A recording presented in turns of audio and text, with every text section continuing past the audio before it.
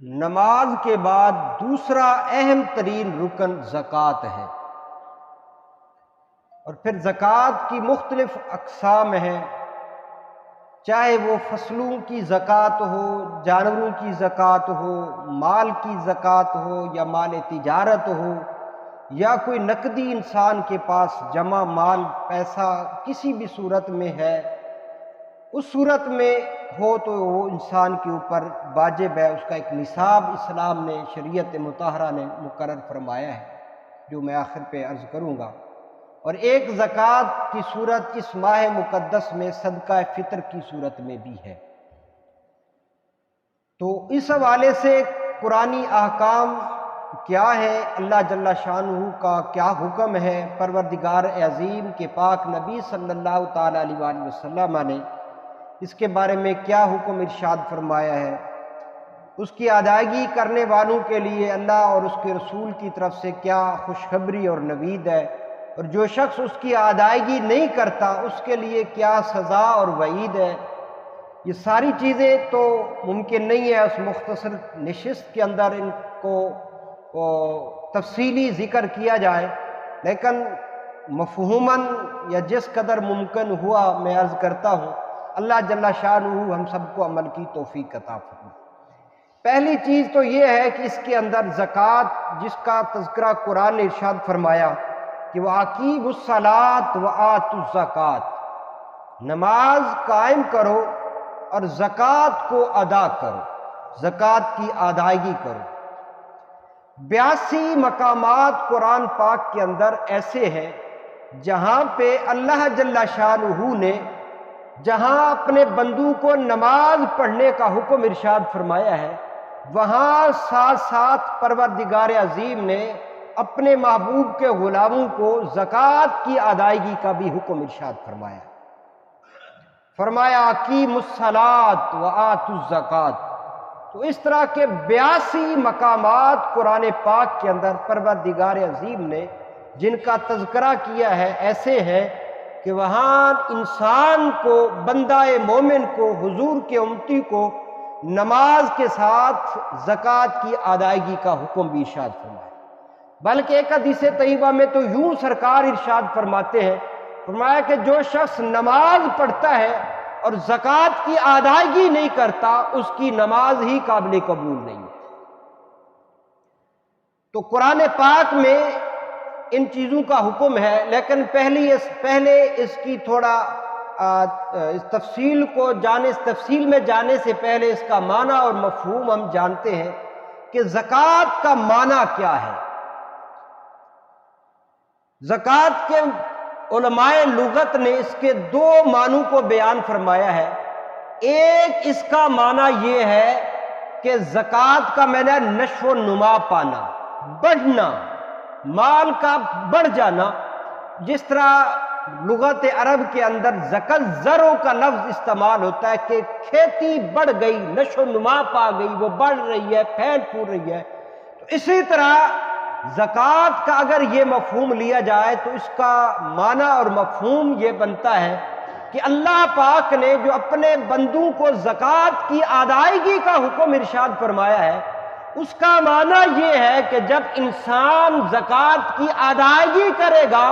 تو جہاں اس کا مال اللہ کے حکم کے مطابق پاک بھی ہوگا، وہاں اس کا مال بڑھے گا اور پھلے پھولے گا بھی۔ قرآن پاک کے اندر اللہ جل شانہ ارشاد فرماتے ہیں کہ مَثَلُ الَّذِينَ يُنْفِقُونَ أَمْوَالَهُمْ فِي سَبِيلِ اللَّهِ كَمَثَلِ حَبَّةٍ، کہ وہ لوگ جو اپنا مال اللہ کی راہ میں خرچ کرتے ہیں ان کی مثال ایک دانے کی مانند ہے جس کو ہم زمین کے اندر کاشت کرتے ہیں، اور وہ دانہ جب زمین کے اندر ہم کاشت کرتے ہیں تو ایک دانے سے 7 بالیاں، اور پھر 7 بالیوں میں ہر بالی میں 100 دانہ ہوتا ہے۔ اتنا تو اللہ پاک کا وعدہ ہے کہ ایک کو ایک یعنی دانے کی مثال دے کر اللہ جل شانہ نے یہ بیان فرما دیا کہ جو شخص میری راہ میں مال خرچ کرے گا اس کا مال ایک سے بڑھ کر 700 گنا کر دیا جائے،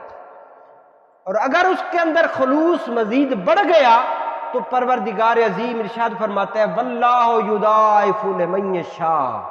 اور اگر وہ پروردگار عظیم چاہے تو مزید اس کو دگنا کر دے، بڑھا دے، وہ بڑی وسعت والا ہے۔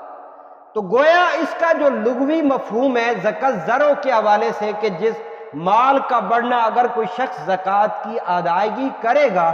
اللہ کی راہ میں خرچ کرے گا، تو اس کا مال بڑھے گا، پھلے گا، پھولے گا، اس میں برکت آئے گی، اللہ جل شانہ کی طرف سے اس میں اضافہ ہو جائے۔ اور ایک اس کا معنی ہے پاکیزہ ہونا، طہارت حاصل کرنا، کہ اگر انسان اپنے مال کی زکوٰۃ ادا کرے گا، زکوٰۃ کی ادائیگی، چاہے وہ انسان کی فصل ہو، جو انسان ہمارے کسان بھائی جس کو کاشت کرتے ہیں، اور اس کو کاشت کرنے کے بعد جب اس کا مال، ان کا پھل، ان کی کیا ہے جو کھیتی ان کے پاس آ جاتی ہے، تو اس کی زکوٰۃ ادا کرنی ہوتی ہے، جس کو شریعت مطہرہ عشر کے نام سے یاد کرتی ہے۔ تو فرمایا کہ زکوٰۃ کا دوسرا معنی یہ ہے کہ پاک ہونا، جس طرح سرکار دو عالم صلی اللہ تعالیٰ علیہ وآلہ وسلم کی حدیث طیبہ میں بھی ہے، اور قرآن پاک بھی ارشاد فرماتا ہے، اللہ جل شانہ ارشاد فرماتے ہیں خذ من اموالہم صدقہ تطہرہم وتزکیہم بہا، کہ محبوب اپنے ان غلاموں کے مالوں سے صدقہ لیجئے اور ان کو کیا ہے پاکیزہ کر دیجئے اور ان کا تزکیہ کر دیجئے۔ تو گویا مال جو انسان زکوٰۃ ادا کرتا ہے، شریعت مطہرہ ارشاد فرما رہی ہے، قرآن پاک ارشاد فرما رہا ہے، شریعت مطہرہ کا حکم ہے، سرکار کی احادیث طیبہ موجود ہے کہ اس کا مال پاک ہو جاتا ہے۔ تو اس حوالے سے سرکار دو عالم صلی اللہ تعالی علیہ وآلہ وسلم کی کثیر احادیث طیبہ مروی ہے کہ سرکار دو عالم صلی اللہ تعالی علیہ وآلہ وسلم نے اپنے غلاموں کو زکوٰۃ کی ادائیگی کا حکم ارشاد فرمایا، اور صحابہ کرام رضوان اللہ تعالی علیہم اجمعین کی سیرت طیبہ کو ہم پڑھیں، اور بالخصوص جس واقعے کو یا جس روایت کو میں آپ احباب کے سامنے بیان کرنے کی سعادت حاصل کر رہا ہوں، سیدنا صدیق اکبر خلیفہ اول حضرت سیدنا صدیق اکبر رضی اللہ تعالی عنہ جب خلیفہ بنتے ہیں، مسند خلافت پہ بیٹھتے ہیں، میرے آقا علیہ الصلوۃ والسلام کے ظاہری وصال کے بعد، جہاں امت مسلمہ کو اس اسلامی سلطنت کو بہت سے اور مسائل کا سامنا تھا، بہت سے چیلنج درپیش تھے، تو وہاں ایک منکرین زکوٰۃ کا چیلنج بھی تھا، اور کثیر لوگ ایسے تھے کہ حضور امام الانبیاء علیہ تحیت و ثنا کے ظاہری وصال کے بعد انہوں نے زکوٰۃ کا انکار کرنا شروع کر دیا، اور میرے آقا علیہ الصلوۃ والسلام کے اس غلام سیدنا صدیق اکبر رضی اللہ تعالی عنہ نے کثیر صحابہ کے مشورے کے باوجود کہ انہوں نے روکا کہ ابھی سرکار کے ظاہری وصال کو اتنا عرصہ گزرا نہیں ہے، امت ایک بہت بڑے غم کے اندر بھی ہے اور ایک بہت بڑے صدمے میں ہے، تو آپ اس طرح کریں کہ اس امر میں تھوڑا نرمی پیدا کر دیں، جب یہ معاملات سلجھ جائیں گے تو پھر ہم اس کی طرف آئیں گے۔ تو آپ رضی اللہ تعالی عنہ یعنی سیدنا صدیق اکبر رضی اللہ تعالی عنہ نے کثیر صحابہ کے روکنے کے باوجود ببانگ دول یہ اعلان فرمایا کہ جو شخص نماز اور زکوٰۃ کے اندر فرق کرے گا اور اس میں فرق جانے گا تو صدیق اکبر اور یہ سرکار کا غلام صدیق ان کو کیا ہے، ان کے ساتھ جہاد کرے گا، ان کے ساتھ ذرا بھی نرمی نہیں برتے گا۔ تو آپ رضی اللہ تعالی عنہ نے ان کے ساتھ جہاد کیا، یہاں تک کہ وہ فتنہ ختم ہو گیا، فروغ ہو گیا۔ تو گویا اس بات کا اندازہ یا اس زکوٰۃ کی اہمیت کا اندازہ اس بات سے لگایا جا سکتا ہے کہ اسلام کے اندر اس کی کتنی اہمیت ہے۔ حضور فرماتے ہیں کہ زکوٰۃ اسلام کا پل ہے، تو صاحب اگر پل گر جائے تو پھر اس کے اندر جو رابطہ ہوتا ہے دونوں طرفوں میں وہ ختم ہو جاتا ہے۔ اسی طرح اسلام کے اندر اللہ کے محبوب صلی اللہ علیہ وآلہ وسلم نے ارشاد فرمایا زکوٰۃ کی حیثیت ایک پل کی حیثیت ہے۔ تو پھر اس کے اندر جو روابط ہیں ختم ہو جائیں گے۔ تو حضور صلی اللہ تعالیٰ علیہ وآلہ وسلم کہ اس جلیل قدر صحابی حضرت سیدنا فاروق صدیق اکبر رضی اللہ تعالیٰ عنہ نے اس انداز میں اتنے چیلنج کے باوجود ببانگ دول ان کے ساتھ اعلان جنگ فرمایا۔ اور پھر اللہ جل شانہ ارشاد فرماتا ہے کہ جو شخص زکوٰۃ کی ادائیگی نہیں کرتا اس کے لیے کیا وعید ہے، اللہ کی طرف سے اس کو کیا حکم ہے کہ اس کے لیے کیا وبال ہے، اس کو اس کا کیا گناہ ہوگا۔ میرے آقا علیہ الصلوۃ والسلام کی احادیث طیبہ ہے، لیکن اس سے پہلے یہ قرآن کی آیت کریمہ سورۃ التوبہ کی ارشاد فرمایا پروردگار عظیم نے کہ والذین یکنزون الذھب والفضہ ولا ينفقونها فی سبیل اللہ، کہ وہ لوگ جو سونا اور چاندی کو جمع کرتے ہیں لیکن اللہ کی راہ میں اس کو خرچ نہیں کرتے، فبشرہم بعذاب علیم، اے محبوب ان سارے لوگوں کو دردناک عذاب کی خوشخبری سنا دیجیے۔ تو گویا اتنا سخت حکم ہے اللہ جل شانہ کی طرف سے کہ جو شخص اپنے مال کی زکوٰۃ نہیں ادا کرتا، شریعت مطہرہ میں اس کا وہ مال نہیں رہتا بلکہ خزانہ بن جاتا ہے۔ اور ایک حدیث طیبہ اس مفہوم کی حضور فرماتے ہیں کہ جو مال کسی شخص کے پاس موجود ہے اور وہ اس کی زکوٰۃ کی ادائیگی کرتا ہے، وہ چاہے 7 زمینوں کے اندر بھی ہو، وہ مال اس کا خزانہ نہیں رہتا، وہ مال اس کا مال پاک ہو جاتا ہے، اس کے اوپر اللہ کے فرمان یعنی یکنزون کا اطلاق نہیں ہوتا۔ تو یہی نہیں بلکہ ارشاد فرمایا کہ پھر جب قیامت کا دن ہوگا یوم یحما علیہا فی نار جہنم، اور اس کا خزانہ اس جہنم کی آگ میں تپایا جائے گا، فتقوا بہا، اور پھر اس خزانے کے ساتھ اللہ پاک ارشاد فرما رہے ہیں کہ اس کی پیشانی، اس کے پہلو اور اس کے پیٹھوں کو داغا جائے گا، اور جب ان کو یہ عذاب ہو رہا ہوگا تو وہ جو فرشتے ہوں گے وہ ساتھ ساتھ یہ بھی کہہ رہے ہوں گے ھذا ما کنزتم لانفسکم، یہ ہے وہ تمہارا خزانہ جس کو تم نے اپنے لیے جمع کیا تھا، اب اس جمع کرنے کا عذاب چکھو، الیاذ باللہ۔ اب جو ہمارے بھائی، دوست، احباب صاحب ثروت ہے جن کے پاس اللہ نے یہ نعمت دی ہے، یہ ایک اللہ کی طرف سے نعمت ہے۔ دولت کمانا، میں نے ایک جگہ ایک مقام پہ بلکہ ایک جمعہ کے خطبہ پہ بھی سرکار کی یہ حدیث طیبہ عرض کی تھی کہ میرے آقا علیہ الصلوۃ والسلام نے ارشاد فرمایا کہ جو شخص اس نیت سے مال کماتا ہے کہ اسے کسی کے سامنے دست سوال دراز نہ کرنا پڑے اور اپنے اہل خانہ پہ خرچ کرنا چاہتا ہے، تو سرکار فرماتے ہیں کہ قیامت کے دن وجہہ کالقمر لیلۃ البدر، کہ قیامت کے دن اس کا چہرہ 14ویں کے چاند کی طرح روشن ہو۔ تو گویا مال فی نفس ہی کمانے میں کوئی حرج نہیں ہے، جب ہم اس کے کیا ہے حقوق کی ادائیگی کریں گے، جو اس کے اندر لوگوں کے، غرباء کے، مساکین کے، غریب رشتہ داروں کے حقوق ہے، جب ہم ان کی ادائیگی کر دیں گے تو پھر یہی مال ہمارے لیے خزانہ نہیں رہے گا بلکہ یہ اللہ کی نعمت بن جائے گا، اللہ کی نعمتوں میں سے ایک عظیم نعمت بن جائے گا، جس کی وجہ سے ہم دنیا میں بھی فائدہ حاصل کر سکتے ہیں اور اخروی زندگی کے اندر بھی۔ تو احباب، اللہ جل شانہ نے ارشاد فرمایا کہ وَمِمَّا رَزَقْنَاهُمْ يُنْفِقُونَ، سورۃ بقرہ کے اندر اللہ پاک ارشاد فرماتے ہیں جو مومنین کی نشانیاں ہیں کہ یہ کتاب لا ریب متقی لوگوں کے لیے ہدایت ہے، الف لام میم ذالک الکتاب لا ریب فیہ ھدی للمتقین، یہ متقی لوگوں کے لیے ہدایت ہے۔ اور متقی لوگ کون ہیں؟ اللہ پاک ارشاد فرماتے ہیں کہ الذین یؤمنون بالغیب، جو غیب پہ ایمان رکھتے ہیں، ویقیمون الصلاۃ، نماز کو قائم کرتے ہیں، اور ومما رزقناہم ینفقون،